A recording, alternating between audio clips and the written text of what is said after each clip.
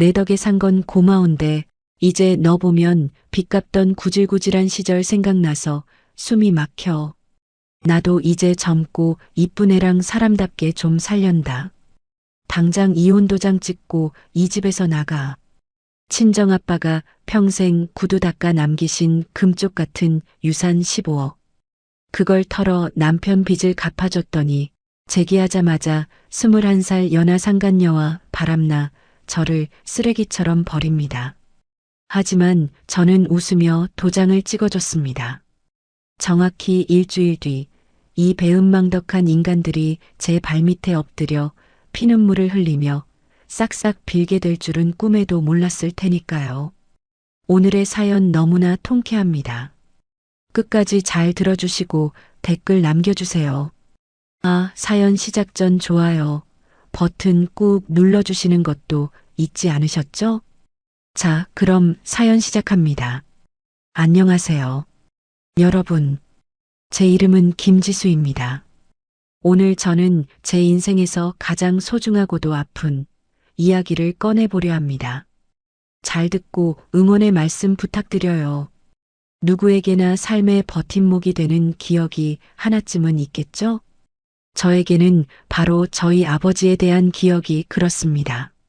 제 이야기는 그 낡고 투박했던 아버지의 손마디에서 시작됩니다. 아버지는 평생을 시장통에서 사셨습니다. 새벽 안개가 자욱한 시장 어귀에서 아버지는 가장 먼저 전등을 밝히셨죠. 아버지가 하시던 일은 아주 작고 초라한 구두 수선방이었어요. 한 사람이 겨우 들어갈 법한 그 좁은 상자 같은 공간에서 아버지는 평생을 쪼그려 앉아 남의 발치를 내려다보며 사셨습니다. 지수야, 아빠 다녀오마. 매일 아침 아버지가 현관문을 나설 때면 은은하게 풍기던 구두향 냄새가 지금도 코끝을 스치는 것 같아요. 그 냄새는 아버지의 살결마다 손톱 밑마다 깊게 배어 있었지요. 어린 시절에 저는 그 냄새가 참 싫었습니다. 학교에 아버지가 오시는 날이면 친구들이 코를 킁킁거릴까봐 멀리서 손만 흔들고 도망치듯 교실로 들어가기도 했어요. 철없던 딸은 아버지의 손이 왜 그렇게 시커멓게 죽어 있는지, 왜 손마디가 보리밥알처럼 툭툭 붉어져 있는지 물어보지 않았습니다. 그저 그 투박한 손이 제 손을 잡을 때면 슬쩍 손을 빼곤 했었죠. 아버지는 그런 저의 마음을 다 아시는 듯 허허 웃으시며 그저 거친 손을 바지에 슥슥 문지르곤 하셨습니다.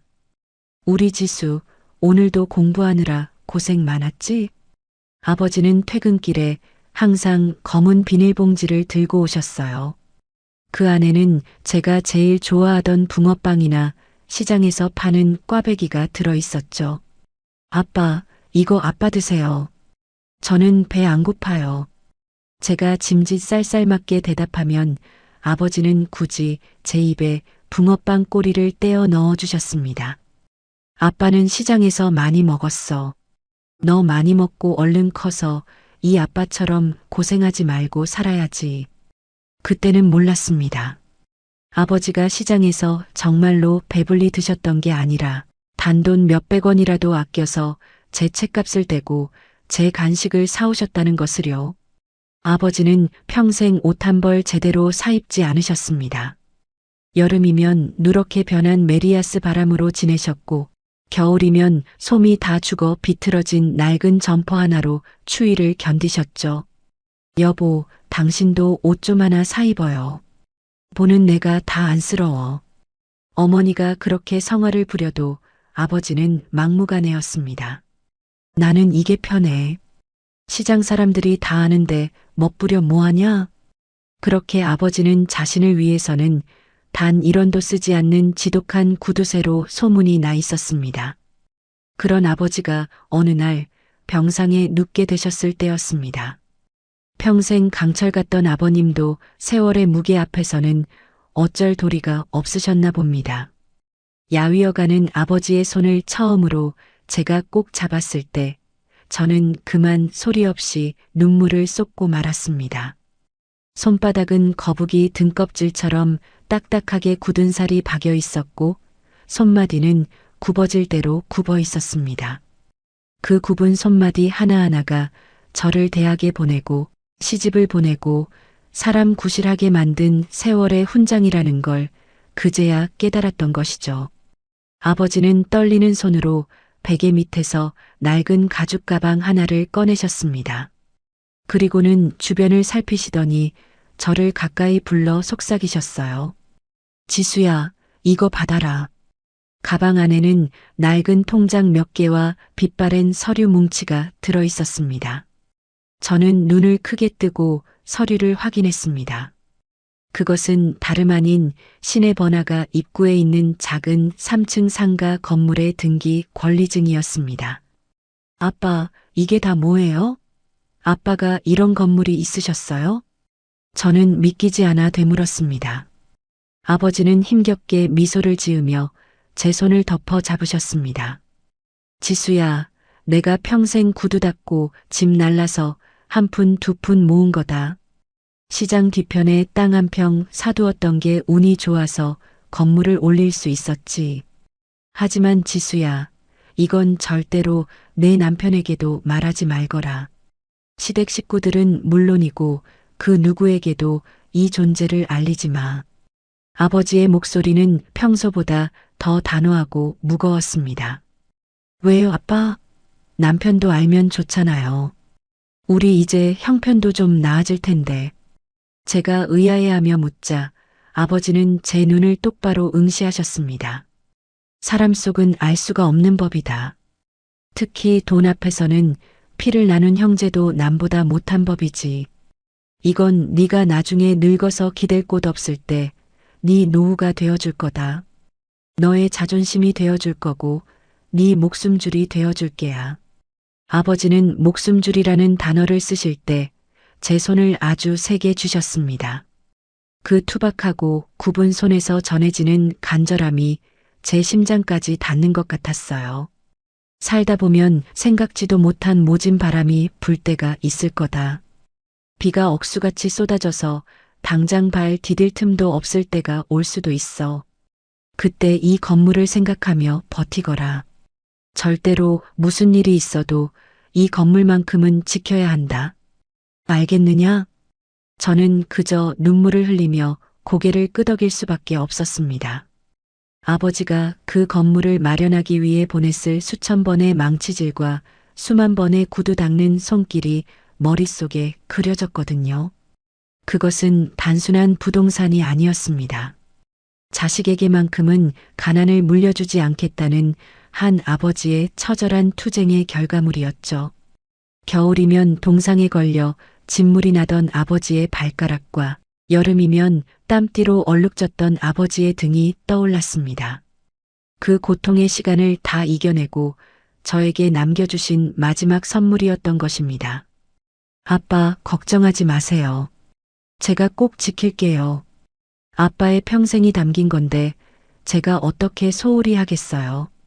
제 대답을 들으신 아버지는 그제야 안심하신 듯 깊은 한숨을 내쉬며 눈을 감으셨습니다. 얼마 지나지 않아 아버지는 돌아가셨지만 저는 그 후로도 오랫동안 아버지의 그 굽은 손마디를 잊을 수 없었습니다. 남편과 생활하면서도 저는 아버지의 유언을 가슴 깊이 새겼습니다.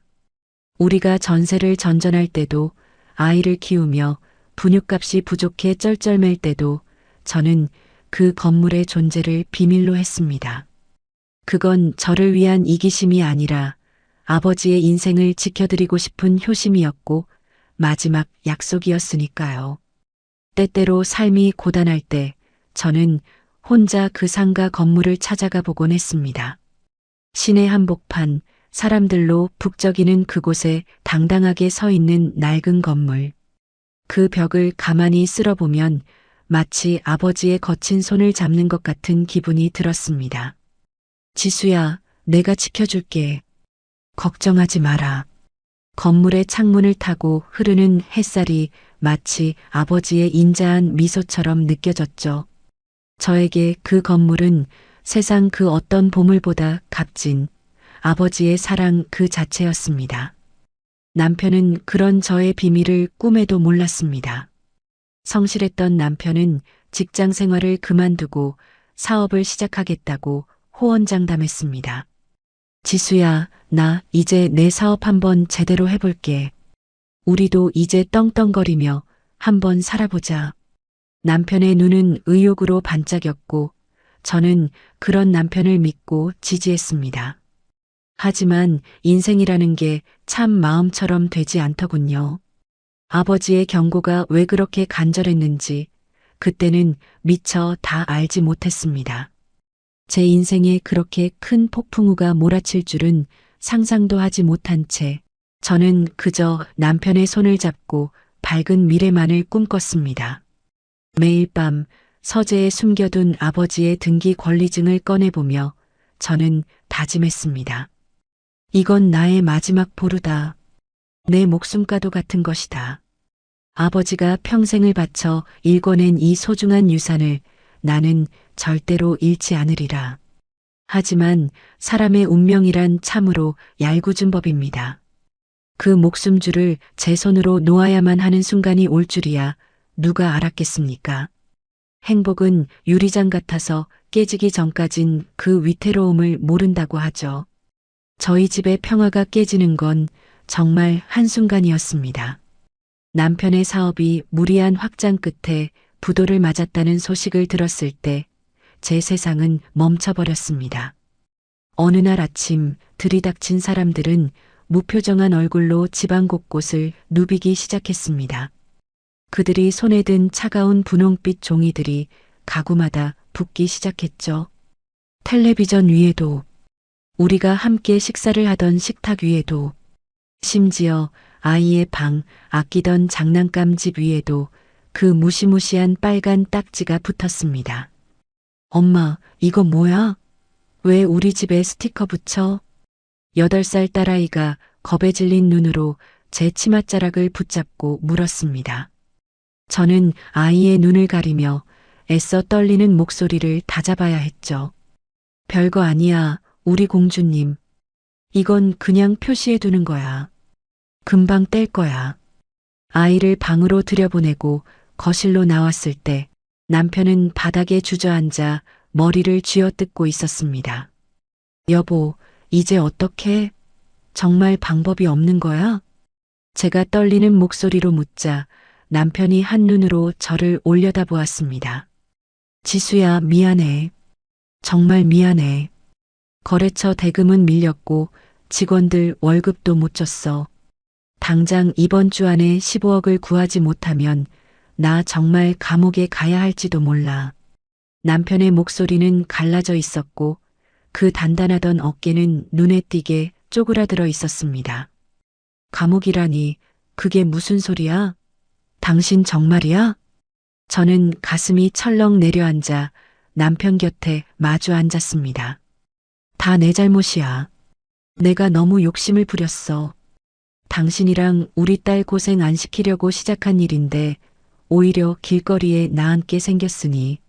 남편은 제 손을 붙잡고 어린아이처럼 엉엉 울기 시작했습니다. 지수야, 나 어떻게 해야 할까? 나 이대로 무너지면 우리 가족 다 죽어. 나 정말 죽고 싶어. 죽고 싶다는 그 말 한마디에 제 심장이 덜컥 내려앉았습니다.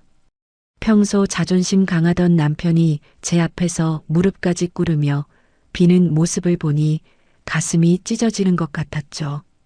밤새 잠 한숨 자지 못하고 거실을 서성였습니다. 거실벽에 걸린 아버지의 사진이 저를 내려다보는 것 같았습니다.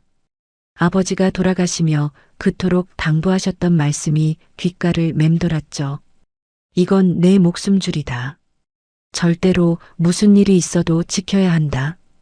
저는 서랍 깊숙한 곳에 숨겨두었던 아버지의 상가 건물 등기 권리증을 꺼내 들었습니다. 손끝이 벌벌 떨렸습니다. 이 종이 한 장에 아버지의 한평생이, 그 굽은 손가락의 고통이 고스란히 담겨 있는데 이걸 팔아서 남편의 빚을 갚아줘야 한다니 저는 아버지 사진 앞에 털썩 주저앉았습니다. 아버지, 저 어떡해요? 아버지가 어떻게 모으신 돈인데. 이거 팔면 저 정말 아버지 배신하는 거잖아요. 그런데 남편이 죽겠대요. 우리 딸이 길거리에 나앉게 생겼는데 제가 어떻게 모른 척을 해요.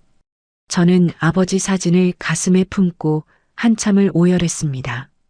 사진 속 아버지는 아무런 대답도 없으셨지만 그 인자한 미소가 저를 꾸짖는 것만 같아 고개를 들 수 없었습니다.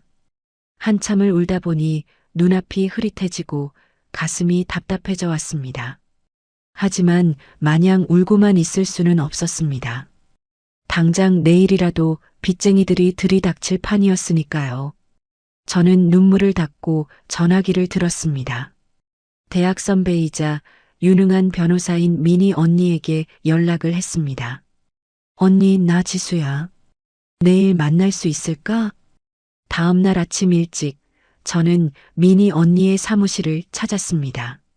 제 초췌한 몰골을 본 언니는 깜짝 놀라며 제 손을 꼭 잡아주었죠. 지수야, 어쩌다 남편 사업이 그렇게 된 거야.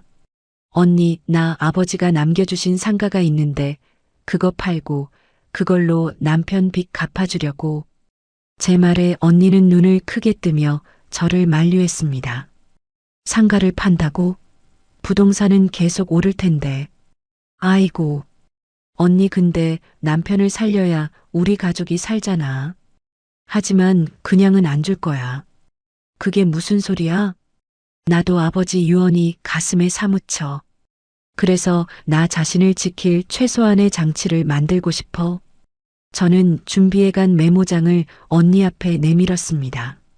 상가 판 돈 15억 원. 이건 남편에게 그냥 주는 게 아니라 빌려주는 형식으로 하고 싶어. 그리고 공증도 확실히 받을 거야. 남편이 제기하면 반드시 갚아야 한다는 조건. 그리고 만약 우리 관계에 문제가 생기면 즉시 상환한다는 특약도 넣을 수 있을까? 미니 언니는 제 차분한 태도에 놀란 듯 안경을 고쳐 썼습니다. 너 정말 독해졌구나. 하지만 잘 생각했어. 부부 사이라도 돈 문제는 확실히 해야 해. 그리고 하나 더 있어, 언니. 남편이 다시 사업을 시작하게 되면 그 회사의 핵심 기술이나 특허권, 그리고 사무실 명예 같은 것들을 내가 만든 1인 법인 소유로 해두고 싶어. 남편은 경영만 하고 소유권은 내가 쥐고 있는 방식 말이야. 혹시라도 남편이 나중에 딴 마음을 품거나 사업이 또 잘못될 때를 대비해서 말이야. 저는 무서웠습니다. 아버지가 말씀하신 모진 바람이 지금 이 순간인지 아니면 나중에 찾아올 더 큰 시련인지 알 수 없었으니까요. 지수야, 네가 남편을 정말 사랑하지만 한편으로는 냉정하게 미래를 보고 있구나. 미니 언니는 제 요청대로 서류를 꼼꼼하게 작성해 주었습니다. 이 서류들 남편한테 사인받아올 수 있겠어? 남편이 조금 기분 나빠할 수도 있어. 아니, 지금 남편은 지푸라기라도 잡고 싶은 심정일 거야. 지금 당장 돈이 없어서 이 제안을 거절하지 못하겠지. 저는 가방 속에 묵직한 서류 뭉치를 챙겨 넣었습니다. 이것이 제 마지막 자존심이자 아버지가 말씀하신 진짜 목숨줄이 될 것임을 직감했습니다. 집으로 돌아오는 길, 저는 다시 한번 시내에 있는 아버지의 건물을 보러 갔습니다. 오늘따라 건물의 낡은 벽돌들이 더 서글퍼 보였습니다. 아버지, 죄송해요. 하지만 저 잘하고 있는 거 맞죠? 이 돈으로 남편을 살리고 다시 우리 가족 웃으며 살 수 있게 만들게요. 저는 건물을 향해 마음속으로 깊이 절을 올렸습니다. 이제 이 건물은 제 손을 떠나겠지만 그 가치는 다른 형태로 제 곁에 남을 것입니다. 집에 도착하니 남편은 여전히 술병을 앞에 두고 멍하니 앉아 있었습니다. 저는 조용히 남편 앞에 서류를 내밀었습니다. 여보, 나 할 말이 있어. 사실 아버지가 돌아가시기 전에 나에게 주신 상가 건물이 있어. 여보에게는 말 못했어. 진짜 필요한 일 생기거나 우리가 나중에 노후에 쓸 자금이 필요하면 말하려고 했거든. 근데 지금이 이 아버지 유산이 쓰일 꼭 필요한 시기인 것 같아. 이거 팔고 여보 빚 갚자. 남편의 눈이 순식간에 번뜩였습니다. 정말이야? 지수야, 정말 고마워. 내가 평생 너한테 잘할게. 남편은 제 손을 잡고 뛸 듯이 기뻐했습니다. 하지만 저는 차가운 목소리로 말을 이었습니다. 대신 조건이 있어. 이 서류들에 사인해. 응, 알았어. 당연히 사인해야지. 지수야, 정말 고마워. 남편은 대강 훑어보고는 서둘러 서류 마디마디에 도장을 찍고 서명을 했습니다. 우리는 그렇게 아버지의 유산을 팔아 빚을 청산하고 새로운 출발을 약속했습니다. 남편은 다시 일어설 수 있다는 희망에 부풀어 있었고 저는 그런 남편을 보며 미소를 지었습니다. 하지만 가슴 한구석은 여전히 뻥 뚫린 듯 시려왔습니다. 아버지의 굽은 손마디가 남긴 그 보물이 이제는 종이 조각이 되어 제 손에 들려 있었습니다. 이 선택이 우리 가족을 구원할 불씨가 될지 아니면 더 큰 비극의 시작이 될지 저는 알지 못했습니다. 그저 남편의 손을 잡고 다시 한 걸음을 내디딜 뿐이었습니다. 그런데 돈은 참으로 무서운 것이더군요. 불과 얼마 전까지만 해도 제 발등에 떨어진 불을 꺼달라며 무릎을 꿇고 울먹이던 남편의 모습은 이제 기억조차 나지 않는 모양입니다. 제 희생으로 마련한 자금으로 빚을 갚고 남편은 다시금 IT 사업에 매진했습니다. 운이 좋게도 남편이 개발하던 플랫폼이 대형 포털 사이트에 눈에 띄면서 회사는 그야말로 수직 상승을 하기 시작했죠.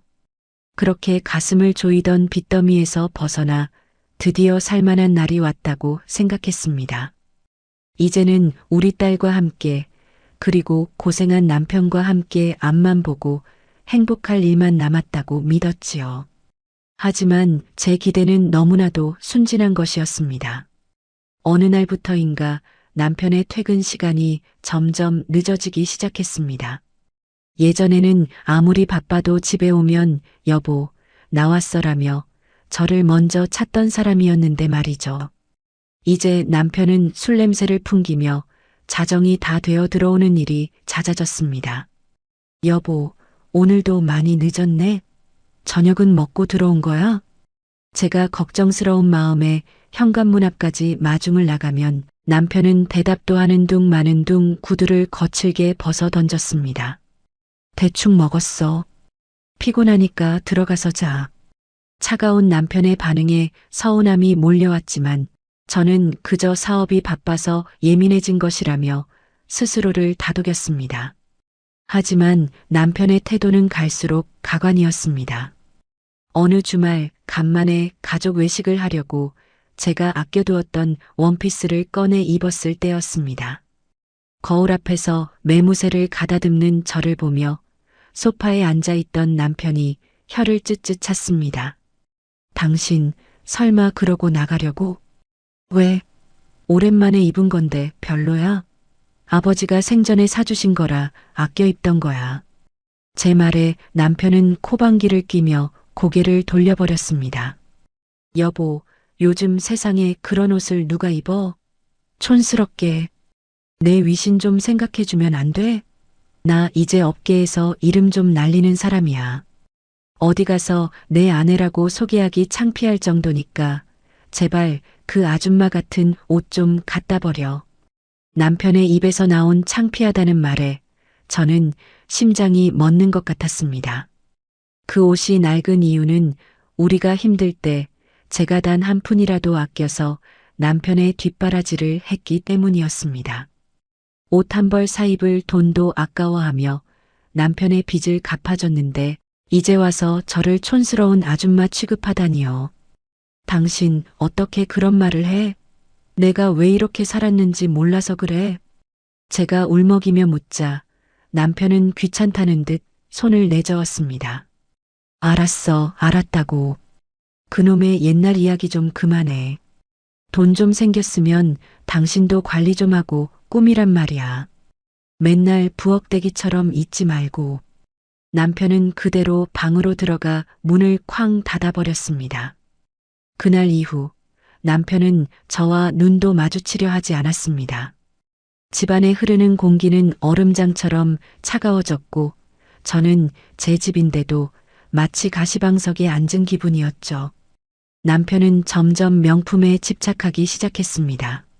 머리부터 발끝까지 수백만 원짜리 명품으로 도배를 하고 외제차를 새로 뽑아 끌고 다녔습니다. 반면 저는 여전히 낡은 가방을 들고 장터에 나가 1,000원짜리 한 장을 깎으며 살고 있었지요. 그것이 우리 가정을 지키는 방식이라고 믿었으니까요. 그러던 어느 날 밤이었습니다. 술에 취해 골아떨어진 남편의 옷을 정리하려는데 묘한 위화감이 느껴졌습니다. 남편의 셔츠를 세탁기에 넣으려던 제 손이 멈칫했습니다. 그곳에서는 제가 평소에 쓰지도 않는 아주 진하고 달콤한 향수 냄새가 진동하고 있었거든요. 장미 향기 같기도 하고 세련된 머스크 향 같기도 한 그 냄새는 남편의 목덜미 부근에서 선명하게 피어올랐습니다. 당신이 이런 향수 썼었나? 저는 고개를 갸우뚱하며 남편의 옷주머니를 뒤져보았습니다. 단순히 담배나 영수증이 들어있겠거니 생각하며 손을 넣었을 뿐이었죠. 그런데 제 손끝에 닿은 것은 빳빳한 종이 한 장이었습니다. 주머니에서 꺼내어 펼쳐본 그것은 어느 백화점의 명품관 영수증이었습니다. 눈을 의심하며 금액란을 보았습니다. 540만 원. 품목에는 여성용 가방이라고 선명하게 적혀 있었습니다. 제 심장이 미친 듯이 뛰기 시작했습니다. 최근에 남편은 저에게 선물은커녕 따뜻한 말 한마디 건넨 적이 없었습니다. 제 생일도 결혼기념일도 바쁘다는 핑계로 대충 넘겼던 사람이었지요. 이게 뭐야? 500만 원이 넘는 가방이라니? 저는 떨리는 손으로 영수증의 날짜를 확인했습니다. 불과 사흘 전이었습니다. 그날 남편은 중요한 미팅이 있다며 새벽 2시가 넘어서야 들어왔던 날이었죠. 머릿속이 하얘지며 온갖 불길한 생각이 스쳐 지나갔습니다. 하지만 저는 애써 마음을 진정시키려 노력했습니다. 아니야, 거래처 분에게 선물할 일이 있었겠지. 사업하다 보면 그럴 수도 있잖아. 그렇게 믿고 싶었습니다. 아니, 그래야만 했습니다. 제가 아버지를 배신하면서까지 살려낸 남편이 저를 배신할 리 없다고 믿고 싶었으니까요. 다음 날 아침 식탁에 앉은 남편에게 조심스럽게 물었습니다. 여보, 어제 당신 옷 정리하다가 백화점 영수증을 봤는데 여성용 가방 샀더라? 제 질문에 숟가락을 들던 남편의 손이 찰나의 순간 멈췄습니다. 하지만 이내 아무렇지도 않은 듯 무심하게 대답하더군요. 아, 그거 거래처 사장님 사모님 생신이라서 비서시켜서 보낸 거야. 사업하다 보면 그런 로비도 필요한 법이야. 당신이 뭘 안다고 그래? 남편은 오히려 저를 무식한 사람 취급하며 눈길을 피했습니다. 그래도 500만 원은 너무 비싼 거 아니야? 당신이 그러니까 아줌마 소리를 듣는 거야. 큰 돈을 써야 큰 돈이 들어오는 법이라고. 남편은 화를 벌컥 내며 밥상을 밀치고 일어섰습니다. 미안하다는 말 한마디 없이 현관으로 향하는 그의 뒷모습이 오늘따라 유난히 낯설어 보였습니다. 현관문에 비친 제 모습이 문득 눈에 들어왔습니다. 목이 늘어난 티셔츠에 무릎이 나온 바지, 그리고 거칠어진 손마디. 반면 반짝이는 구두를 신고 당당하게 나가는 남편. 우리는 어느새 너무나 다른 세상을 살고 있는 것 같았습니다. 그가 나간 뒤 거실에 홀로 남은 저는 남편이 벗어둔 셔츠에 코를 갖다 대 보았습니다. 여전히 사라지지 않은 그 달콤한 향기. 그 향기가 마치 비웃음처럼 제 코끝을 맴돌았습니다. 가슴 한구석에서 알 수 없는 불안감이 싹트기 시작했습니다. 단순히 거래처 선물일 뿐이라던 그의 말을 100% 믿기에는 제 직감이 너무나 불길한 신호를 보내고 있었죠. 올챙이 시절을 잊은 개구리는 자신이 원래 어디에서 왔는지조차 기억하지 못하는 법이라더니 진흙탕을 뒹굴며 함께 고생하던 시절은 이제 남편에게 지워버리고 싶은 부끄러운 과거일 뿐인 걸까요? 저는 거실벽에 걸린 아버지 사진을 바라보았습니다. 아버지는 여전히 인자하게 웃고 계셨지만 저는 왠지 모를 죄책감에 고개를 숙였습니다. 아버지의 목숨줄과도 같은 유산을 팔아 세워준 남편의 왕국. 그 왕국에서 제가 설 자리는 점점 좁아지고 있었습니다.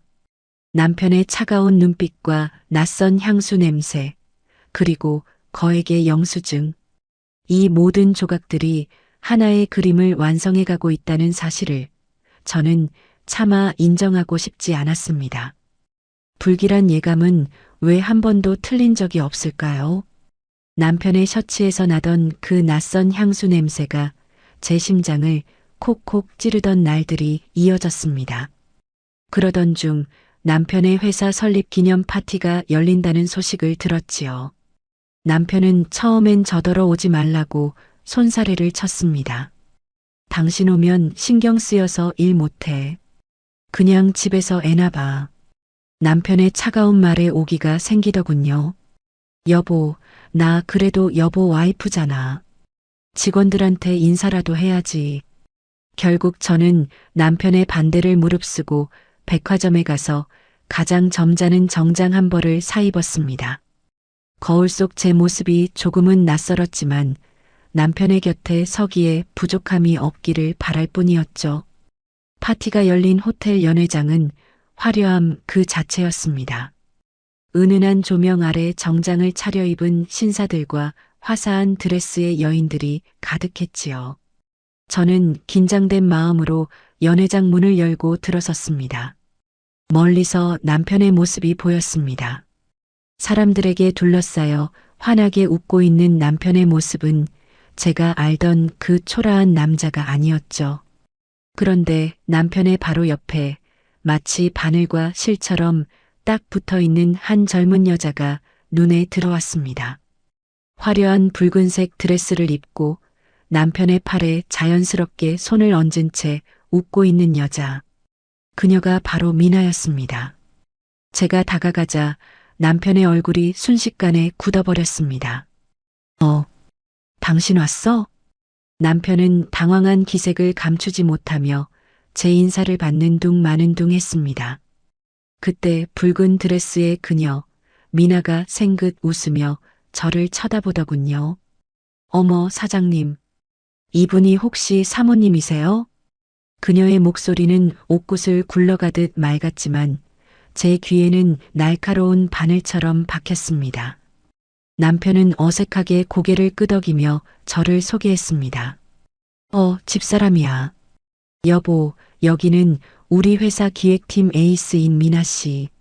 미나는 저를 향해 허리를 굽혀 인사했지만 그 눈빛은 전혀 공손하지 않았습니다. 미나는 제 앞에 서서 아주 천천히 제 머리끝부터 발끝까지 훑어내리기 시작했습니다. 그 무례한 시선에 제 온몸이 화끈거렸지요. 그녀는 제 구두와 가방, 그리고 제가 큰맘 먹고 산 정장을 차례로 뜯어보았습니다. 그러더니 입가에 묘한 비웃음을 띠며 남편에게 말을 건네더군요. 사장님, 사모님 스타일이 참 정겨우시네요. 저희 고모님이 딱 저런 스타일로 입으시는데 아주 우아하고 보기 좋으세요. 고모님이라니요. 저를 대놓고 늙은이 취급하는 그 말투에 제 주먹이 꽉 쥐어졌습니다. 하지만 남편은 그런 미나의 무례함을 꾸짖기는커녕 오히려 허허거리며 웃고만 있었습니다. 미나 씨가 안목이 높아서 그래. 여보, 당신 오늘 너무 차려입은 거 아니야? 남편의 한마디가 제 가슴에 대못을 박았습니다. 남편은 제 기분은 안중에도 없는지 미나와 대화를 이어가기에 바빴습니다. 사장님, 이 샴페인 정말 맛있지 않아요? 딱 제 스타일이에요. 미나는 자연스럽게 남편의 잔에 샴페인을 채워주며 어깨를 살짝 부딪혔습니다. 남편은 그 손길이 싫지 않은 듯 입이 귀에 걸려 있었죠. 누가 봐도 다정한 연인 같은 그 모습에 저는 연회장 한 구석으로 밀려난 이방인이 된 기분이었습니다. 사람들은 수군거리며 저와 그 두 사람을 번갈아 보았습니다. 수치심에 얼굴이 달아올라 쥐구멍이라도 숨고 싶은 심정이었죠. 잠시 남편이 다른 손님과 인사하러 간 사이 미나가 제 곁으로 슬그머니 다가왔습니다. 아까의 그 생긋거리는 미소는 온데간데였고 차갑고 오만한 눈빛만 남았더군요. 그녀는 제 옆에 서서 와인잔을 흔들며 나지막하게 속삭였습니다. 사모님, 제가 한 말씀 드려도 될까요? 저는 떨리는 목소리로 대답했습니다. 무슨 말이 하고 싶은 거죠? 그러자 미나는 제 얼굴을 빤히 쳐다보며 믿기지 않는 말을 내뱉었습니다. 사장님 옆엔 저처럼 젊고 세련된 사람이 어울리지 않나요? 거울 좀 보세요. 사모님은 이제 사장님 인생에 어울리는 액세서리가 아니에요. 저는 너무 놀라 숨이 막힐 것 같았습니다. 24살, 제 딸뻘인 이 아이가 제 면전에 대고 이런 폭언을 퍼부을 줄은 꿈에도 몰랐거든요. 너, 지금 뭐라고 했니? 제 물음에 미나는 눈 하나 깜짝하지 않고 말을 이었습니다. 사장님도 이제 큰 사업하시는 분인데 옆에 서 있는 아내가 너무 촌스러우면 체면이 안 서잖아요. 사랑은 나이가 아니라 마음이라는데 저랑 사장님 마음이 아주 잘 맞거든요. 사모님은 그냥 집에서 살림이나 하시는 게 제일 보기 좋은 것 같아요. 그녀의 당돌하고 무례한 대사 하나하나가 제 가슴을 갈기갈기 찢어 놓았습니다. 저는 부들부들 떨리는 손을 감추려 가방끈을 꽉 붙잡았습니다. 그때 남편이 다시 돌아왔습니다. 미나는 순식간에 표정을 바꾸더니 남편의 팔짱을 꽉 꼈습니다. 사장님, 저 발이 너무 아파요. 잠깐 앉아서 쉬면 안 돼요? 남편은 걱정스러운 눈빛으로 미나를 바라보며 제게 말했습니다. 여보, 나 미나 씨 좀 데려다 주고 올 테니까 당신은 먼저 집에 가. 뭐라고요? 지금 파티가 한창인데 나더러 혼자 가라고요? 제 외침에 남편은 오히려 짜증을 냈습니다. 미나 씨가 우리 회사에서 얼마나 중요한 인재인데 그래. 당신은 오늘 컨디션도 별로인 것 같은데 얼른 들어가서 쉬어. 미나는 고개를 돌려 저를 향해 승리의 미소를 지어 보였죠. 그 눈빛은 명백한 조롱이었습니다. 연회장의 화려한 음악 소리가 갑자기 아득하게 들려왔습니다. 주변 사람들의 시선이 비수처럼 제 몸에 박히는 것 같았죠. 저는 도망치듯 호텔을 빠져나왔습니다. 차가운 밤 공기가 뺨을 때렸지만 제 가슴 속의 불길은 꺼질 줄 몰랐습니다. 남편을 위해 아버지가 남긴 상가 건물까지 팔았던 제 희생이 떠올랐습니다. 그 유산을 팔며 아버지 사진 앞에서 울었던 그 밤이 주마등처럼 스쳐 지나갔죠. 그 결과가 고작 이런 것이었을까요? 젊고 예쁜 여자 옆에서 입이 찢어지는 남편과 그 옆에서 온갖 무시를 당하는 아내라니요. 눈물이 왈칵 쏟아졌지만 저는 입술을 깨물며 참아냈습니다. 집으로 돌아오는 택시 안에서 저는 창밖을 멍하니 바라보았습니다. 화려한 도심의 불빛들이 오늘따라 유난히 슬프게 반짝이더군요. 남편의 차가운 눈빛과 미나의 그 당돌한 도발이 계속해서 저를 괴롭혔습니다. 나랑 사장님 마음이 아주 잘 맞거든요. 그 말이 비수가 되어 제 심장에 박혔습니다. 우리가 함께했던 고난의 시간은 남편에게 아무런 의미도 없었던 걸까요? 배신감과 허탈함이 파도처럼 밀려와 저를 집어삼키려 했습니다. 집에 도착하니 정막만이 가득했습니다. 불 꺼진 거실에 앉아 남편이 돌아오기를 기다렸습니다. 적막한 어둠 속에서 저는 깨달았습니다. 이제 더 이상 부정할 수 없는 진실 앞에 서 있다는 것을요. 그날 밤 거실의 시계 소리가 평소보다 유난히 크게 들렸습니다. 째깍거리는 소리가 마치 제 심장을 갉아먹는 소리처럼 느껴져 한숨도 잘 수 없었습니다. 새벽 3시가 다 되어서야 현관문 도어락 소리가 들렸습니다. 남편은 술 냄새와 함께 그 불쾌하고 달콤한 향기를 풍기며 들어왔죠. 비틀거리는 남편을 향해 제가 불을 켜자 그는 눈을 찌푸리며 짜증부터 냈습니다. 아이씨, 놀래라. 안 자고 거기서 뭐 하는 거야? 남편은 구두를 대충 벗어 던지며 거실 소파에 몸을 파묻었습니다. 저는 떨리는 입술을 깨물며 남편 앞에 섰습니다. 여보, 당신 오늘 그게 무슨 짓이야? 사람들 다 보는 앞에서 아내를 버려두고 그 어린 여자랑 나가버리면 난 뭐가 돼? 제 물음에 남편은 넥타이를 거칠게 풀어 헤치며 비웃음을 날렸습니다.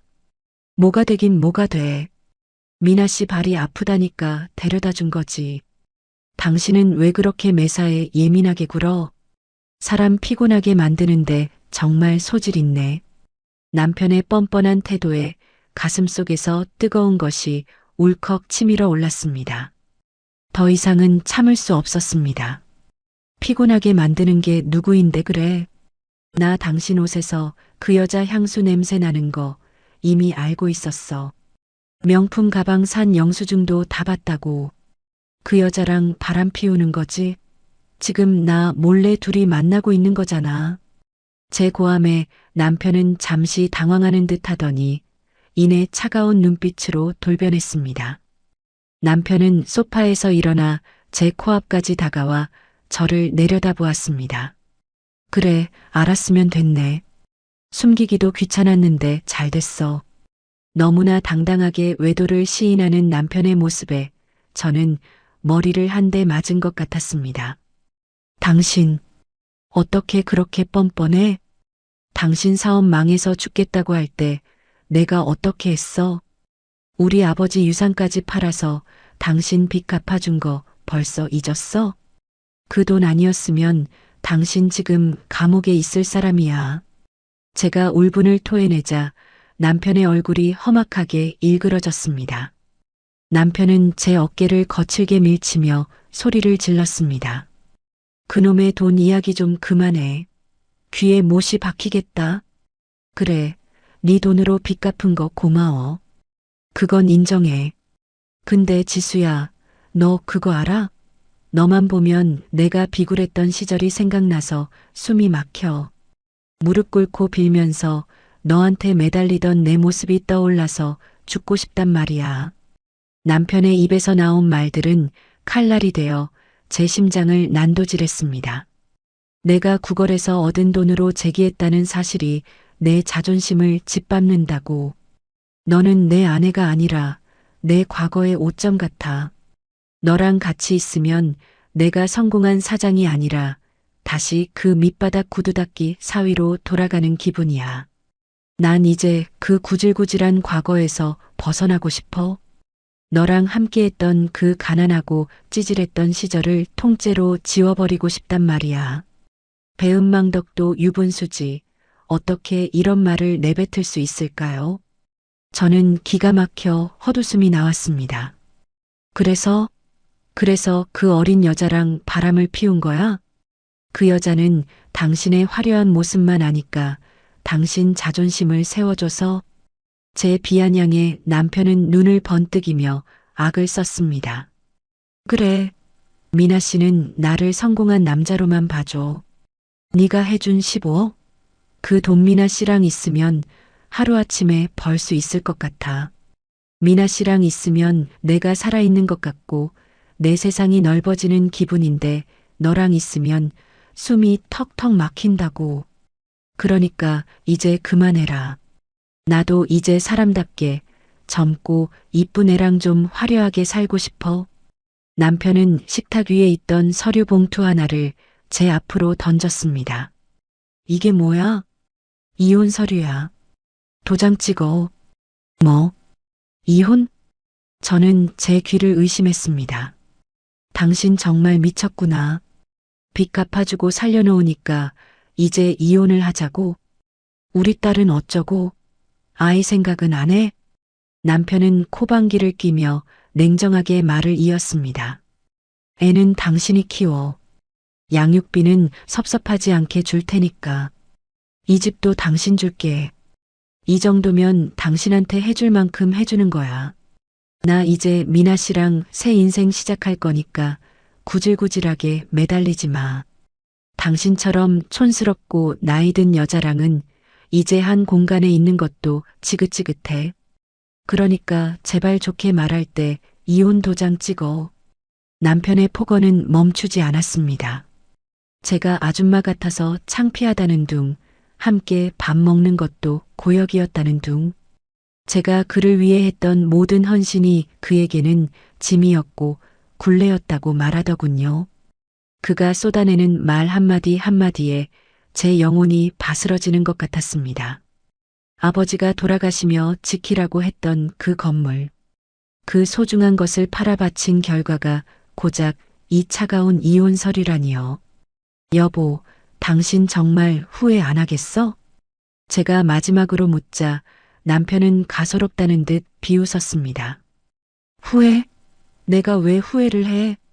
내가 지금 제일 후회하는 건 당신 돈 받아서 빚 갚은 거야. 차라리 감옥을 갔으면 갔지.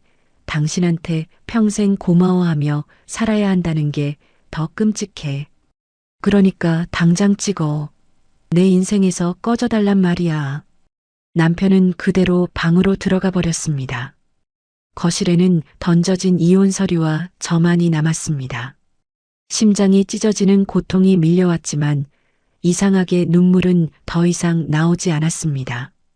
남편의 눈빛에서 본 것은 미안함이 아니라 진심 어린 혐오였습니다. 나를 사랑했던 남편 철수는 죽었습니다.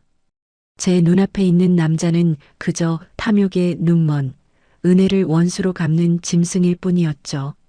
저는 거실 바닥에 엎드려 한참을 가쁜 숨을 몰아쉬었습니다. 남편의 배은망덕한 대사들이 머릿속에서 맴돌며 저를 괴롭혔습니다. 너만 보면 숨이 막혀. 너는 내 과거의 오점이야. 어떻게 사람이 사람에게 이런 말을 할 수 있을까요? 우리가 함께 보낸 15년의 세월이 단 15분 만에 쓰레기통에 처박힌 기분이었습니다. 어둠이 짙게 깔린 거실에서 저는 이혼 서류를 빤히 쳐다보았습니다. 남편은 제가 울며 불며 매달릴 거라 생각했겠죠.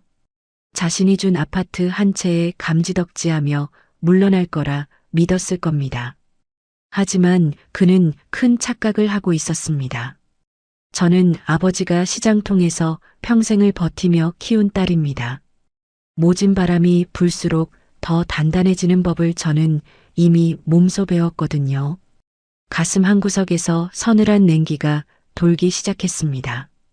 슬픔은 어느덧 분노로 바뀌었고 그 분노는 다시 차가운 이성으로 변해갔습니다. 남편이 그토록 잊고 싶어하는 구질구질한 과거, 그리고 그가 그토록 가지고 싶어하는 화려한 미래, 그 미래가 과연 그의 생각처럼 탄탄대로일지 저는 궁금해졌습니다. 저는 서재로 들어가 조용히 컴퓨터를 켰습니다.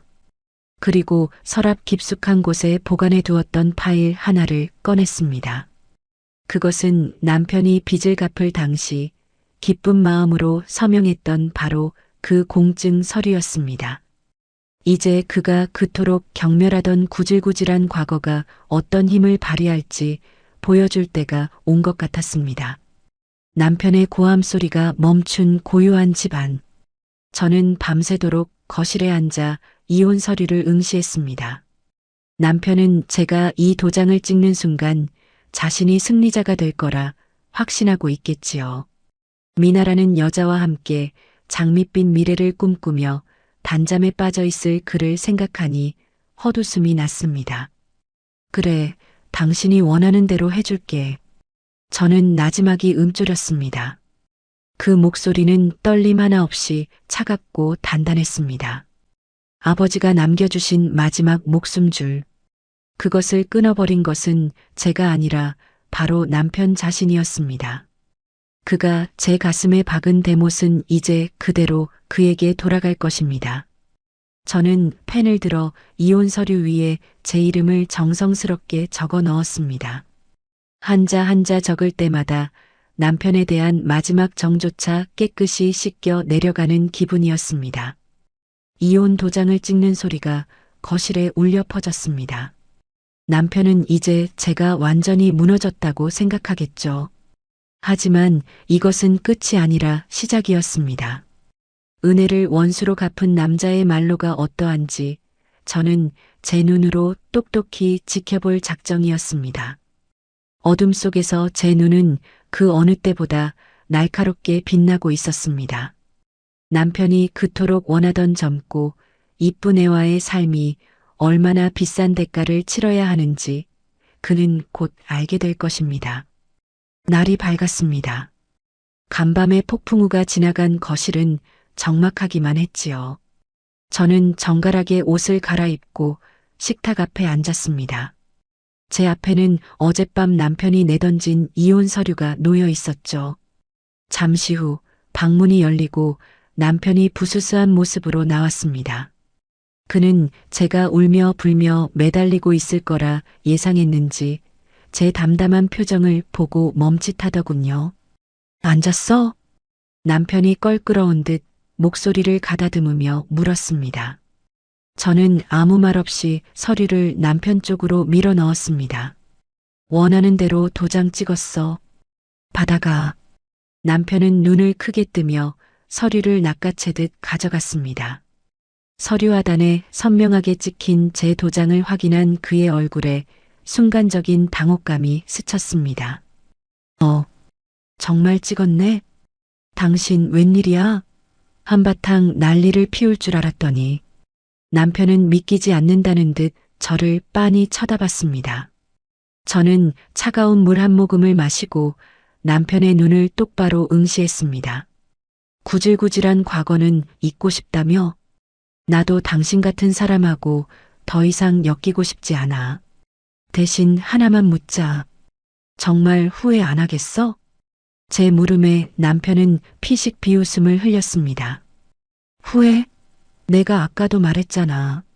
내 인생에서 당신이라는 오점을 지우는 건데 내가 왜 후회를 해?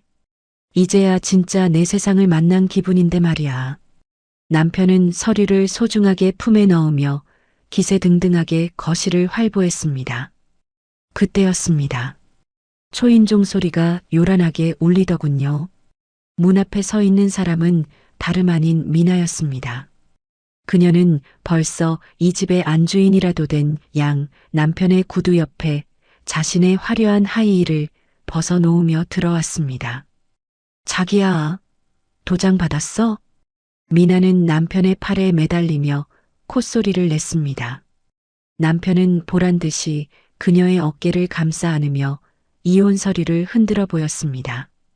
그럼 이 철수가 누군데? 여기 봐, 깔끔하게 끝냈어. 두 사람의 역겨운 애정 행각을 바라보며 저는 조용히 안방으로 들어가 짐을 싸기 시작했습니다. 미나는 제 뒤를 졸졸 따라오더니 침대 머리맡에 서서 저를 비웃었습니다. 어머, 아줌마. 아직도 안 나가셨어요? 이제 여기는 제 집이니까 얼른 짐 싸서 나가주세요. 아, 참. 비싼 건 두고 가셔야 하는 거 알죠? 이 집이랑 가구들 다 우리 사장님 돈으로 산 거잖아요. 저는 옷가지 몇 벌과 사소한 소지품들만 가방에 담았습니다.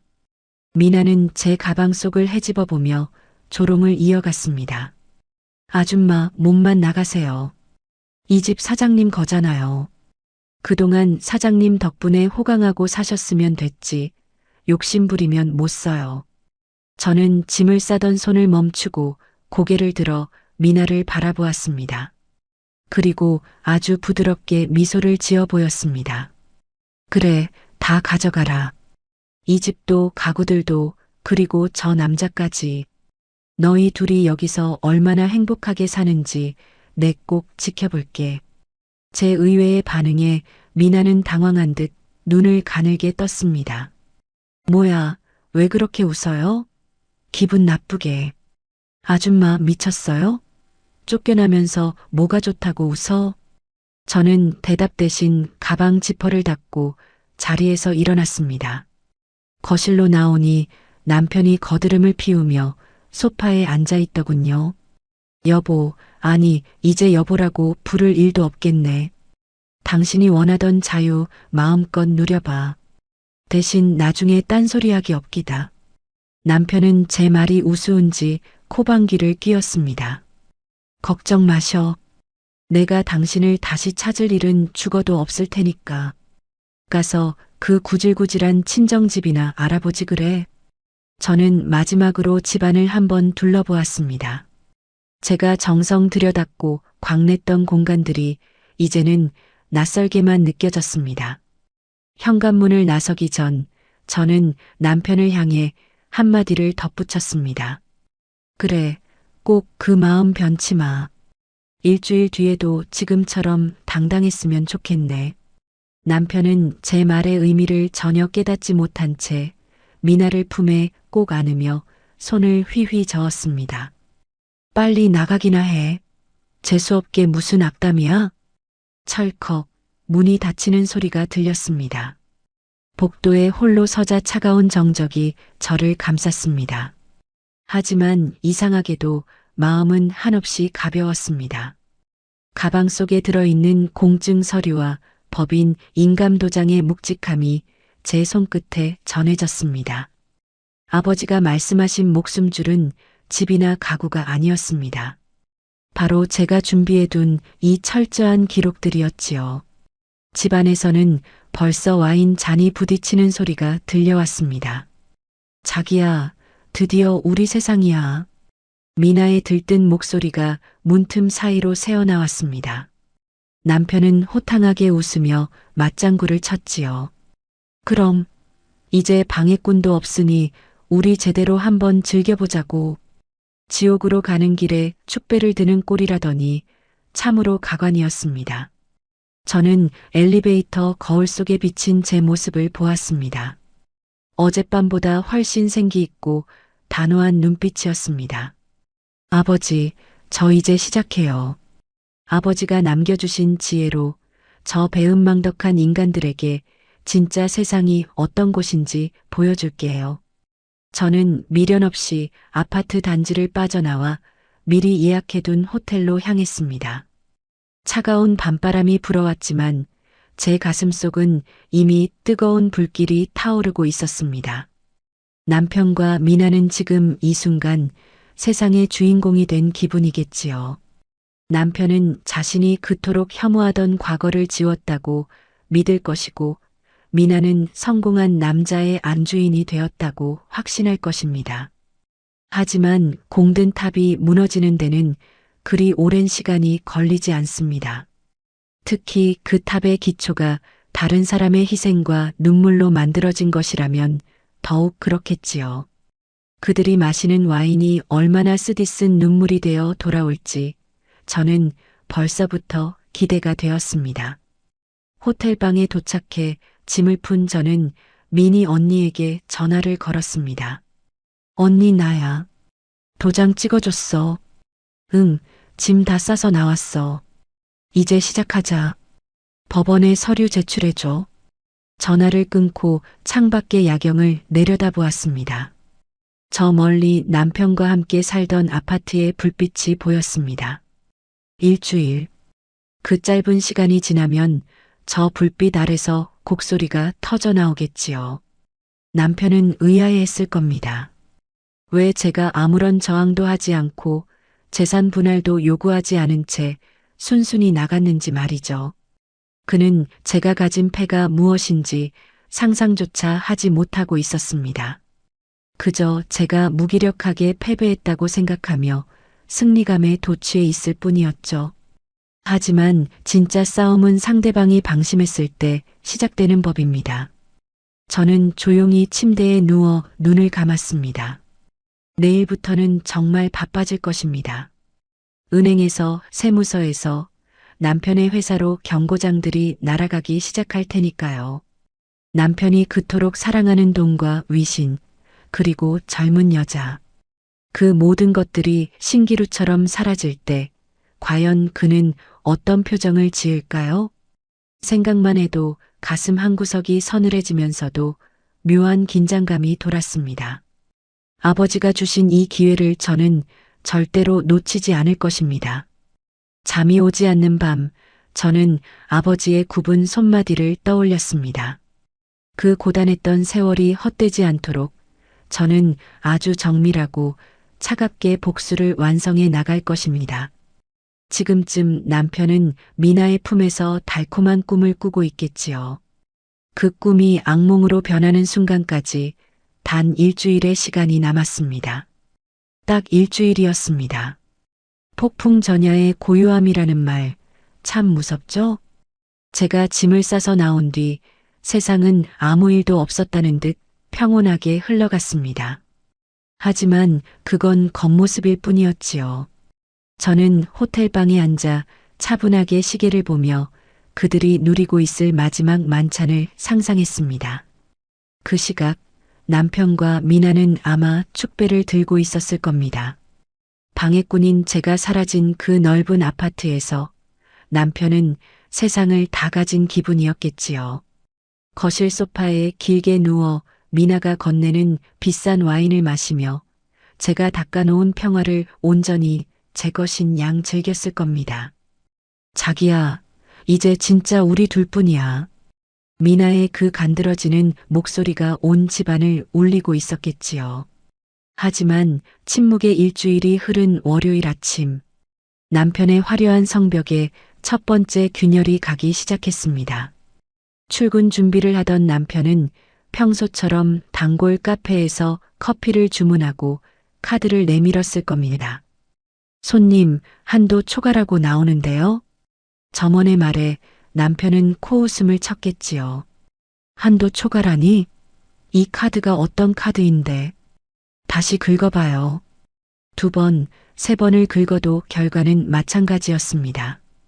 당황한 남편이 서둘러 휴대폰으로 은행 앱을 켰을 때 그의 눈앞에는 믿을 수 없는 문구가 떠 있었습니다. 해당 계좌는 법원의 명령에 의해 압류 및 거래 중지 상태입니다. 남편의 손이 덜덜 떨리기 시작했겠지요. 하나가 아니었습니다.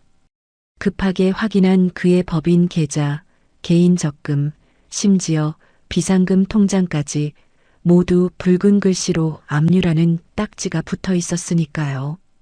그때였습니다. 남편의 휴대폰이 미친 듯이 울려대기 시작했습니다. 회사 격리 팀장이었습니다. 사장님, 지금 회사 법인 카드가 전부 정지됐습니다. 거래처 대금 결제도 안 되고 당장 오늘 나갈 급여 이체도 막혔어요. 도대체 무슨 일이 생긴 걸까요? 남편은 대답할 말조차 찾지 못한 채 멍하니 서 있었을 겁니다. 그 시각 집에서는 미나가 비명을 지르고 있었겠지요. 현관문 앞에 산더미처럼 쌓인 우편물 때문이었습니다.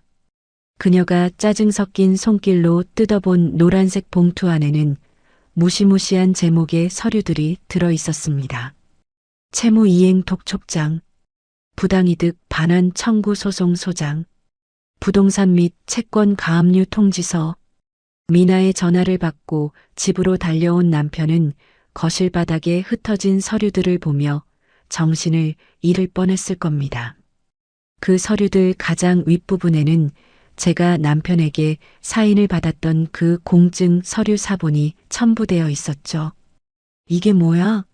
지수 이 여자가 대체 무슨 짓을 한 거야? 남편이 악을 쓰며 서류를 읽어 내려갔습니다. 서류에는 제가 미니 언니와 함께 치밀하게 준비했던 특약의 내용이 아주 명확하게 적혀 있었습니다.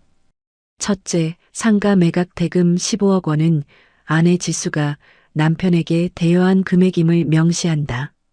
둘째, 이 대여금의 상환 기일은 채권자가 임의로 정하며 채권자가 원할 경우 별도의 절차 없이 즉시 상환 의무가 발생한다. 셋째, 상환이 지연될 경우 연 5%의 지연 이자를 가산하며 아내는 남편의 모든 자산에 대해 즉각적인 강제 집행 권한을 가진다. 대여, 이게 빌린 돈이라고? 남편은 머리를 쥐어뜯으며 소리쳤습니다. 그때는 그냥 형식적인 거라고 했잖아. 마누라가 남편 빚 갚아준 게 무슨 대여야. 하지만 법은 감정에 호소하는 남편의 편이 아니었습니다. 그가 직접 도장을 찍고 지장을 눌렀던 그 서류는 이제 세상에서 가장 날카로운 칼날이 되어 그의 목을 겨누고 있었죠. 15억 원. 거기에 그동안의 법정 이자까지 합치면 그가 당장 토해내야 할 돈은 상상을 초월했습니다. 미나는 옆에서 사색이 되어 떨고 있었습니다. 자기야, 이거 진짜야? 15억을 다 갚아야 한다고? 미나의 목소리에서 예전의 애교는 찾아볼 수 없었습니다.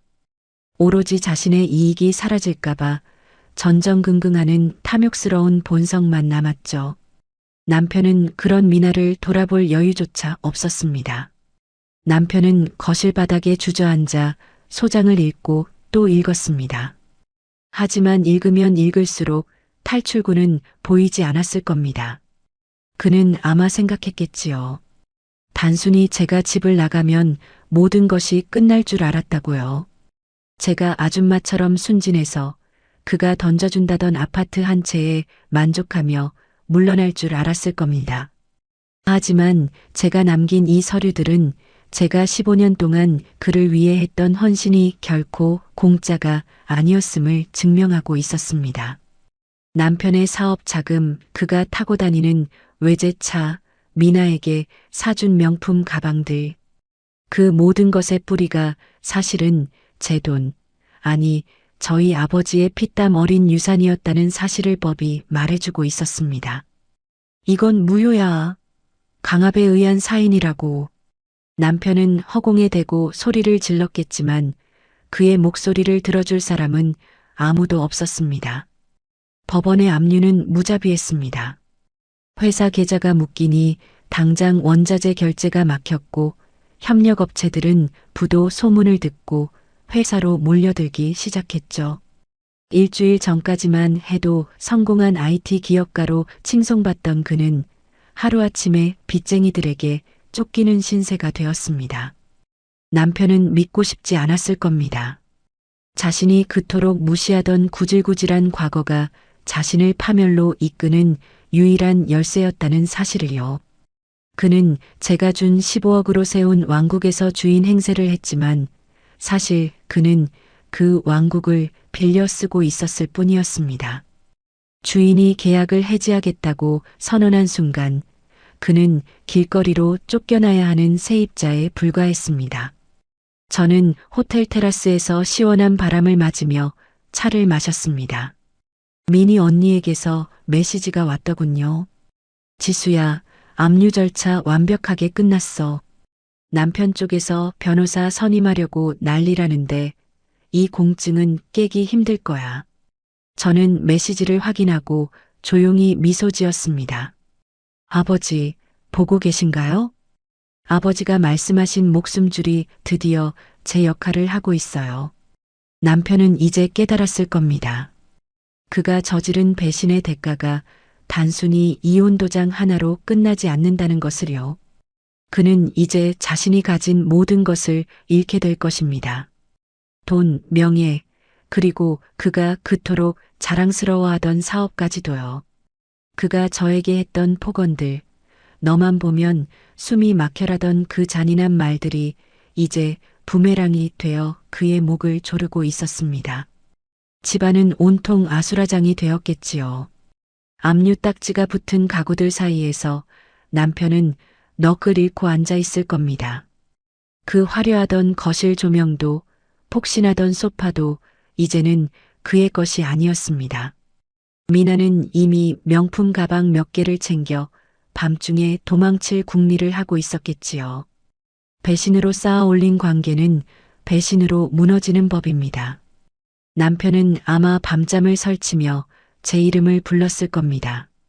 지수야, 내가 잘못했어. 한 번만 봐줘. 하지만 그 목소리는 저에게 닿지 않습니다. 제가 일주일 동안 침묵했던 이유는 그가 가장 높이 올라갔을 때 가장 깊은 바닥으로 떨어뜨리기 위해서였으니까요. 성벽은 이미 무너졌습니다. 남은 것은 그 무너진 잔해 속에서 그가 얼마나 처절하게 무너지는지 지켜보는 일뿐입니다.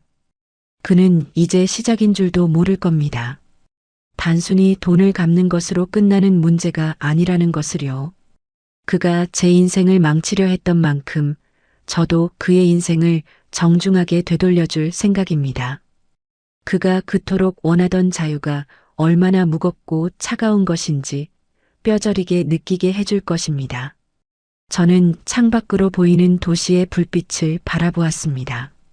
어딘가에서 남편은 절망의 구덩이 속으로 빠져들고 있겠지요. 그의 불행이 저의 행복이 될 수는 없겠지만 적어도 정의가 살아있다는 사실에 가슴이 시원해졌습니다. 배은망덕한 인간에게 용서란 사치일 뿐입니다. 저는 남은 차를 단숨에 들이켰습니다. 가슴속 응어리가 조금씩 씻겨 내려가는 기분이었습니다. 저는 조용히 침대에 누워 눈을 감았습니다. 간만에 깊은 잠을 잘 수 있을 것 같았습니다. 내일이면 또 다른 소식들이 들려오겠지요. 남편의 비명과 미나의 절규가 섞인 아주 유쾌한 소식들 말입니다. 저는 그 소리들을 상상하며 평온하게 잠속으로 빠져들었습니다. 남편이 그토록 자랑스러워하던 사장실의 공기는 이제 숨조차 쉴 수 없을 만큼 무겁게 변해 있었습니다.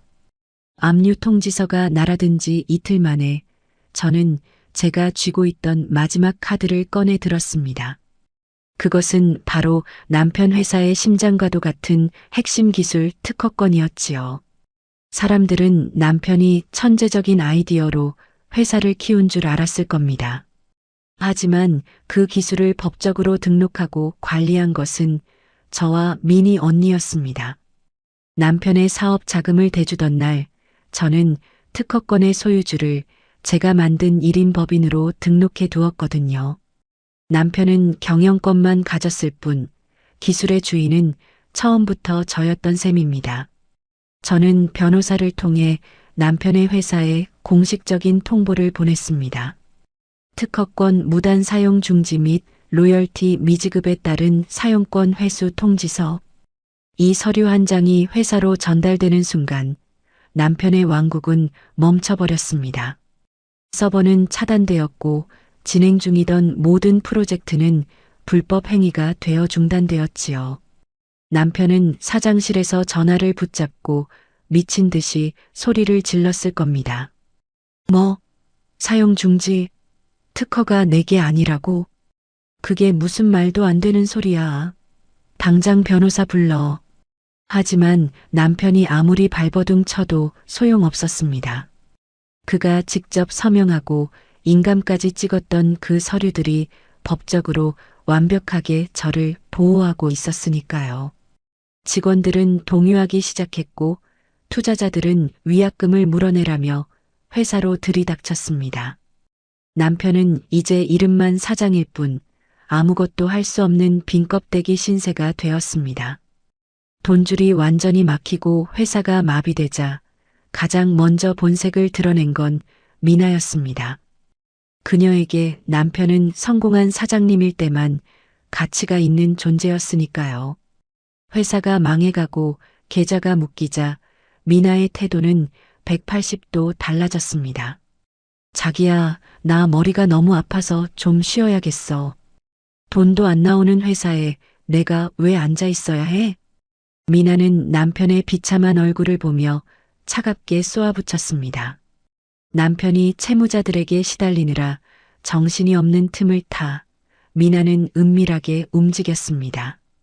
그녀는 남편이 비상금으로 서랍 깊숙이 숨겨두었던 마지막 달러 뭉치까지 찾아냈지요. 남편이 잠시 자리를 비운 사이 그녀는 남편의 지갑 속에 남은 소액의 지폐들까지 싹쓸이했습니다. 그리고는 미리 연락해둔 다른 젊은 남자와 함께 공항으로 향했습니다.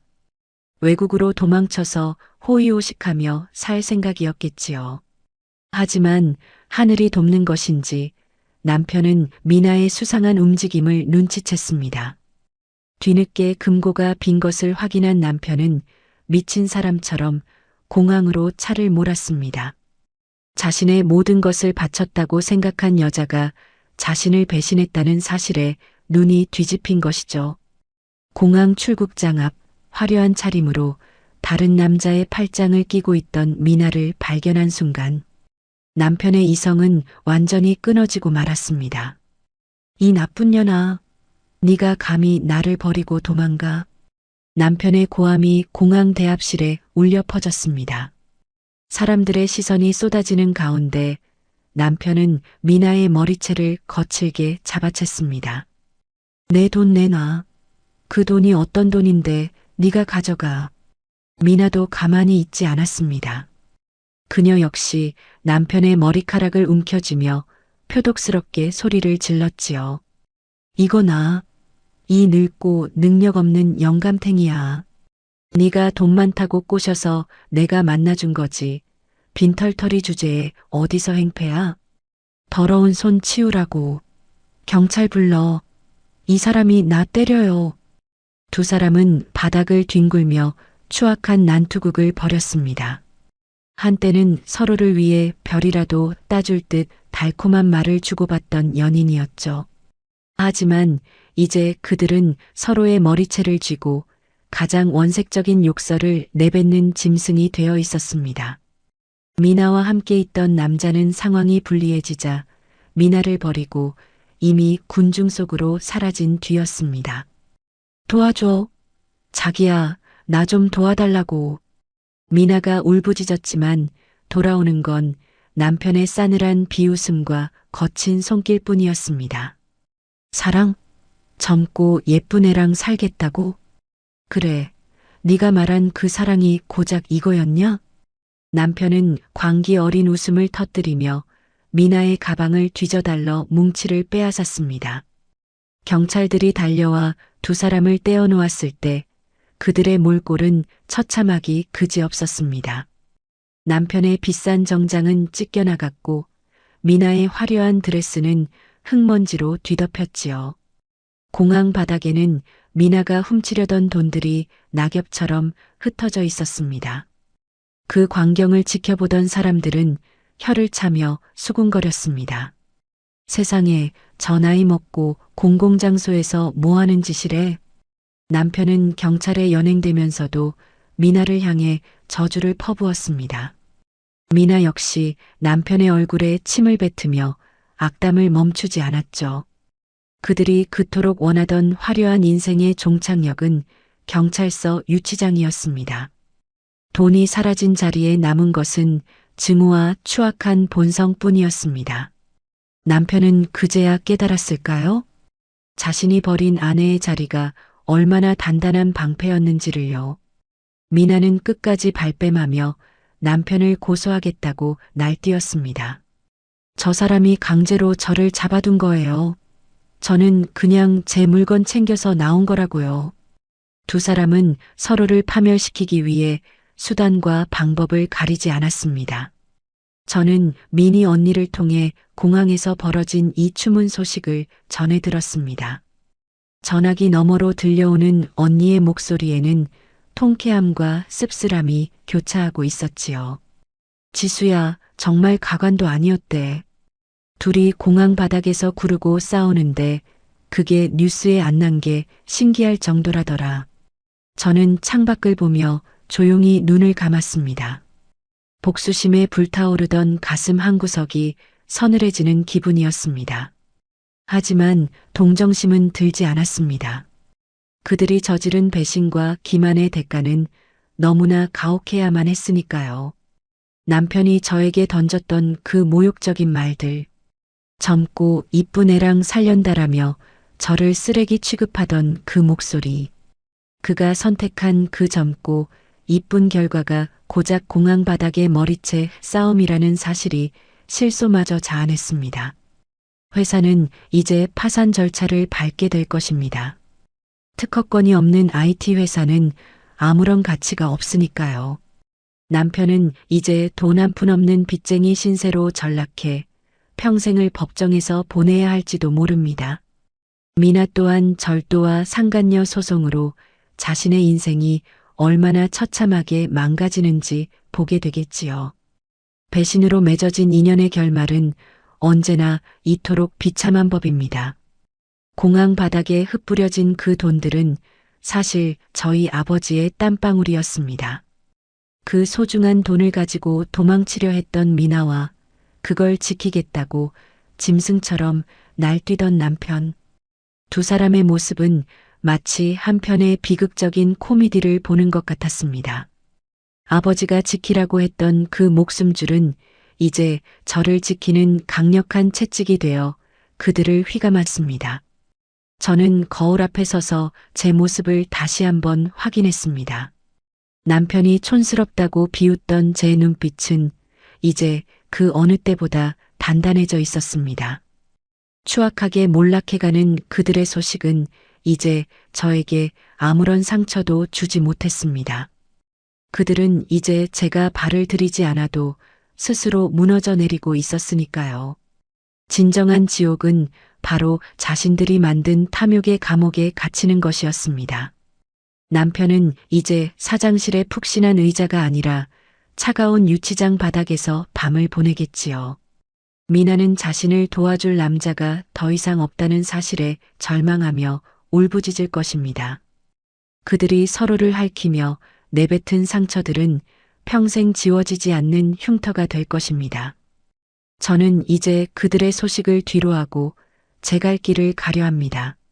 아버지가 남겨주신 이 소중한 유산을 더 가치 있게 쓸 방법을 고민하면서 말이죠. 창밖으로 저무는 노을이 유난히 붉게 타오르고 있었습니다. 마치 그들의 추악한 몰락을 비추는 불꽃처럼 말이죠.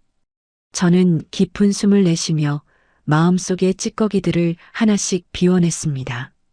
배신의 계절은 가고 이제 저만의 새로운 계절이 오고 있었습니다. 그들의 몰락은 제 인생의 끝이 아니라 새로운 시작을 알리는 신호탄이었습니다. 비가 추적추적 내리는 오후였습니다. 제가 임시로 머물고 있는 오피스텔 앞에 낯익은 그림자가 서 있더군요. 한때는 번듯한 정장에 외제차를 끌고 거드름을 피우던 남편이었습니다.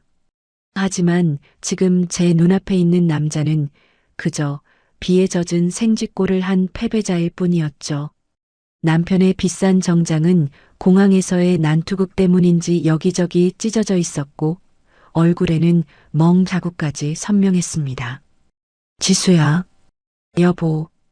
그가 저를 발견하자마자 털썩 무릎을 꿇었습니다.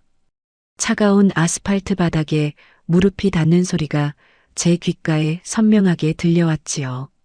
지나가는 사람들이 수군거리며 우리를 쳐다봤지만 남편은 이제 체면 따위는 상관없다는 듯 제 바짓가랑이를 붙잡았습니다.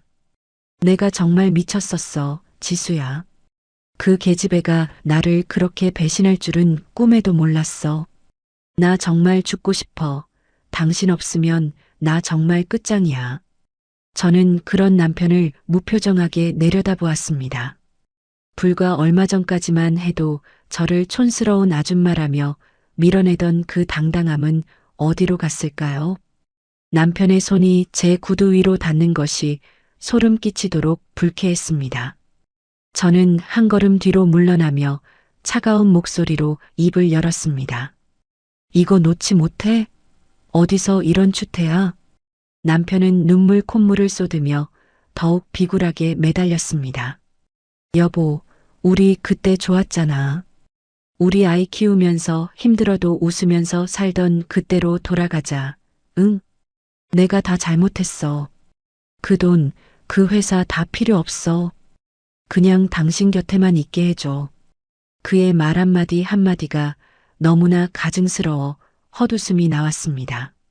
자신이 살기 위해 추억을 팔아먹는 그 비겁함에 치가 떨렸죠. 저는 가방 안에서 마시고 남은 생수병을 꺼냈습니다. 그리고 주저없이 남편의 머리 위로 물을 쏟아부었습니다. 아, 차가워. 지수야, 왜 이래? 남편이 당황하며 고개를 들었지만 저는 멈추지 않고 남은 물을 그의 얼굴에 다 부어버렸습니다. 축 처진 그의 머리카락 사이로 물방울이 뚝뚝 떨어졌습니다. 좀 씻어내라고 주는 거야. 그 더러운 입에서 나오는 거짓말들 듣기 역겨우니까. 남편은 멍하니 저를 바라보며 입을 벌리고 있었습니다. 지수야, 어떻게 당신이 나한테 이럴 수 있어? 나 당신 남편이야. 우리 15년을 같이 살았다고. 저는 그의 얼굴 가까이 고개를 숙이고 나지막이 속삭였습니다. 남편? 15년? 당신이 내 면전에 대고 이혼 도장 찍으라고 소리 지를 때 그 15년은 이미 쓰레기통에 처박혔어. 아버지가 남겨주신 건물 팔아 빚 갚아주니까 젊은 여자랑 살겠다고 나를 버린 게 누구였지? 남편은 할 말이 없는지 고개를 툭 떨어뜨렸습니다. 저는 그런 그를 향해 가슴속에 맺혀있던 마지막 일침을 가했습니다. 너희 둘 정말 천생연분이더라. 서로 머리채 잡고 싸우는 꼴이 딱 수준에 맞더군.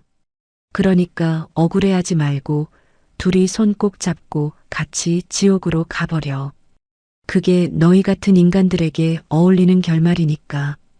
그때였습니다. 미리 연락해 두었던 미니 언니가 가방을 들고 제 곁으로 다가왔습니다. 언니는 차가운 눈빛으로 남편을 훑어보더니 서류 한 뭉치를 꺼냈습니다. 여기 계셨군요, 사장님? 아니, 이제 사장님이라고 부르기도 민망하네요. 미니 언니의 등장에 남편은 당황하며 일어서려 했지만 힘이 풀렸는지 다시 주저앉고 말았습니다. 언니는 남편의 앞에 서류를 툭 던졌습니다. 이건 상간녀 위자료 청구 소송장이고요. 이건 별도의 손해배상 청구 소송건입니다. 그리고 법인 자금 횡령 정황이 포착되어서 형사 고발도 검토 중이니 조만간 경찰서에서 연락 갈 거예요. 남편의 얼굴이 흙빛으로 변했습니다. 지수야, 제발. 고발이라니. 나 감옥 가라는 거야? 남편이 절규하며 저를 쳐다봤지만 저는 단호하게 고개를 돌렸습니다. 당신이 자초한 일이야. 죄를 지었으면 벌을 받는 게 세상 이치지. 미니 언니는 단호한 목소리로 쐐기를 박았습니다.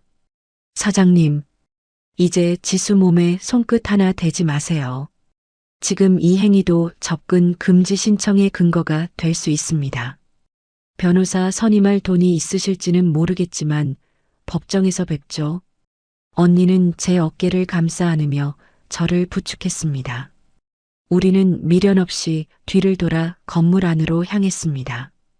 지수야, 여보, 내가 잘못했어. 한 번만 살려줘. 뒤에서 남편의 비명 같은 외침이 들려왔지만 저는 단 한 번도 뒤돌아보지 않았습니다. 빗줄기가 굵어지며 그의 목소리를 씻어내려가고 있었죠. 엘리베이터 거울에 비친 제 모습은 그 어느 때보다 차분하고 고요했습니다. 복수란 이런 것일까요? 상대의 몰락을 보며 통쾌해하기보다는 그저 쓰레기를 제자리에 분리수거했다는 평온함이 찾아왔습니다. 잘했어, 지수야. 이제 정말 끝이야. 미니 언니가 제 손을 꼭 잡아주었습니다. 저는 언니를 향해 희미하게 미소 지었습니다. 응, 언니. 이제 더 이상 아프지 않아.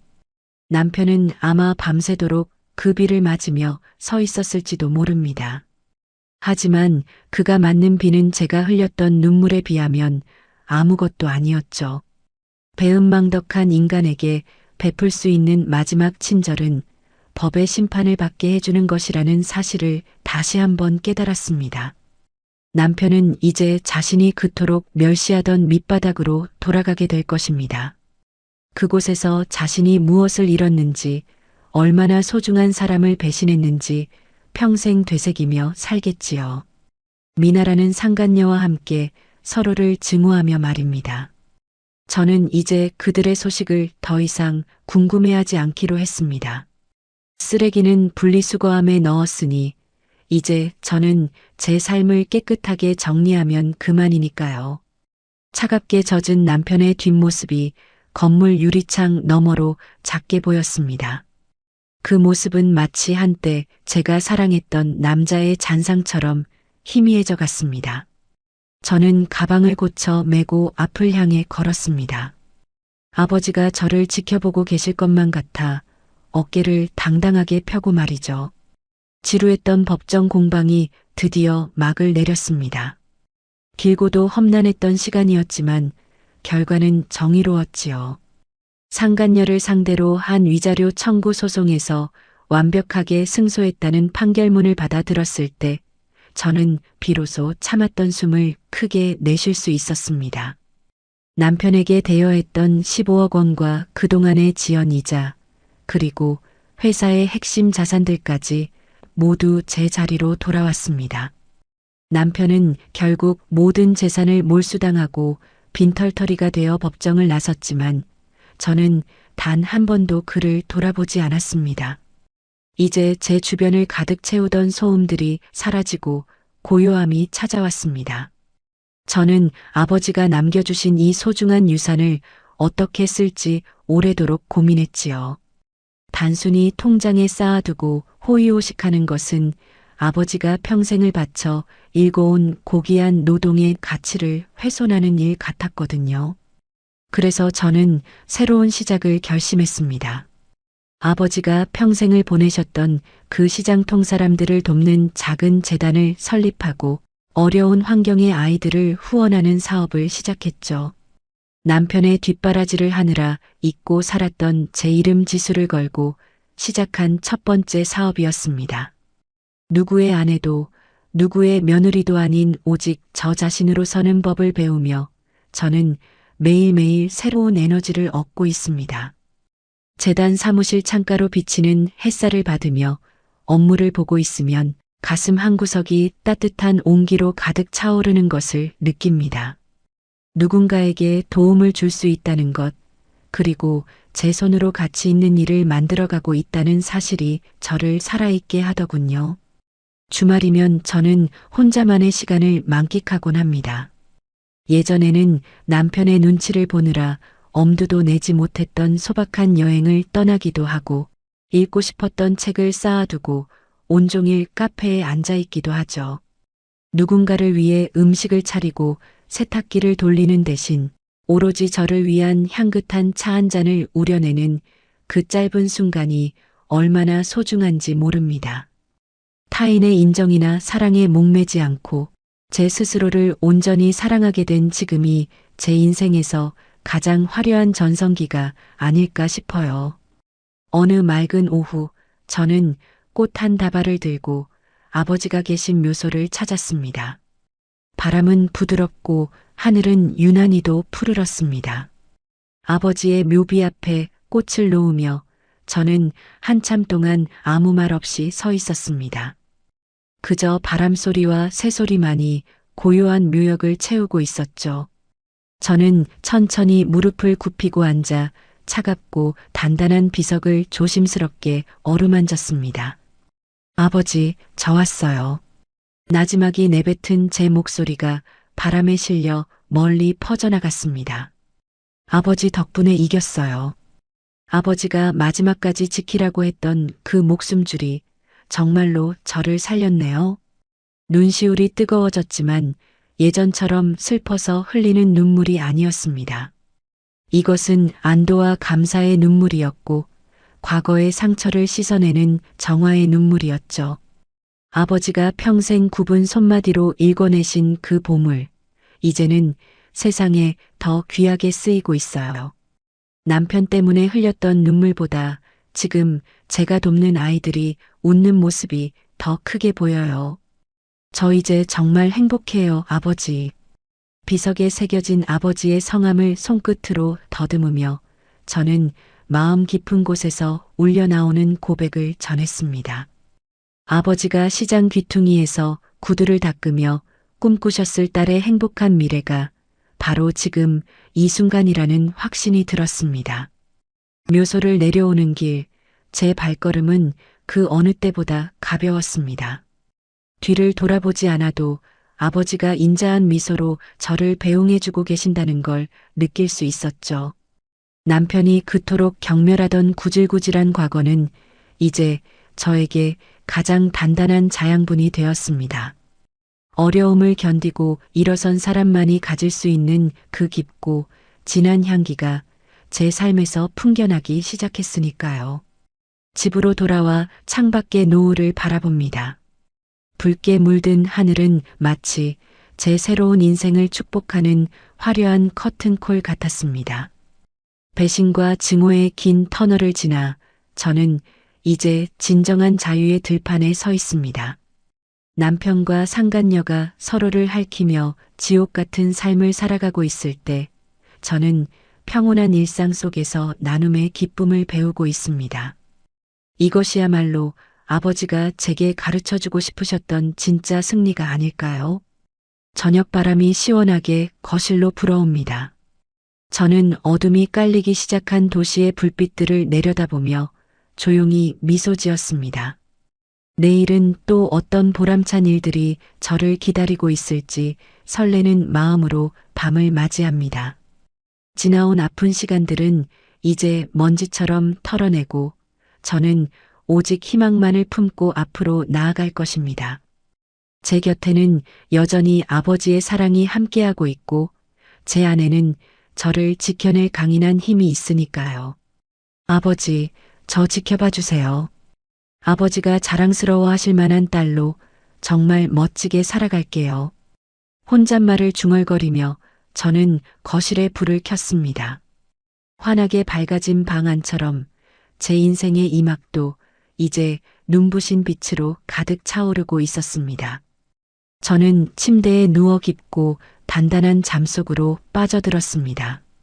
내일 아침이면 저는 또다시 가장 행복한 모습으로 눈을 뜰 것입니다. 저는 이제 정말로 행복합니다.